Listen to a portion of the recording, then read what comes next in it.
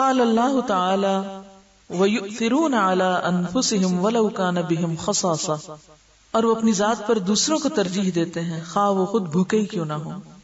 وقال اللہ تعالی وَيُطْعِمُونَ الطَّعَامَ عَلَىٰ حُبِّهِ مِسْكِينًا وَيَتِيمًا وَأَسِيرًا، اور وہ اللہ کی محبت کی وجہ سے مسکین، یتیم اور قیدی کو کھانا کھلاتے ہیں۔ تو پھر مقصد کے لیے کھلاتے ہیں، اور مقصد کیا ہے؟ اللہ کی رضا، اللہ کی محبت، جو سچے ایمان کے نتیجے میں انسان کو نصیب ہوتی ہے۔ جنت بہت مہنگا سودا ہے اور اس کی قیمت بہت بڑی ہے۔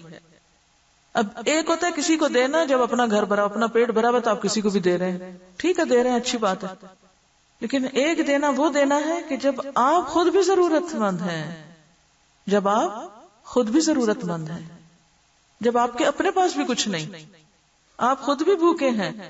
اسی لیے فرمانا وَيُؤْثِرُونَ عَلَىٰ أَنفُسِهِمْ وَلَوْ كَانَ بِهِمْ خَصَاصَةٌ، کوئی شکایت نہیں، کسی سے شکایت نہیں۔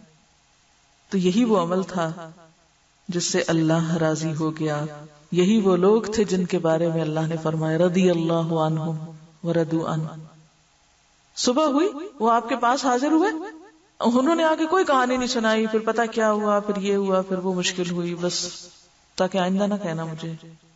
لیکن اللہ تعالیٰ نے وحی کے ذریعے نبی صلی اللہ علیہ وسلم کو خبر دی اور ان کو بشارت دی کہ دیکھو تمہارے اس کام پر تمہارا رب تم سے راضی ہو گیا۔ ہم دعائیں تو بہت مانگتے ہیں، یا اللہ تم سے راضی ہو جا، لیکن اللہ تعالیٰ جب راضی کرنے والا کوئی کام بتاتا ہے تو پھر ہم ناراض ہوتے ہیں۔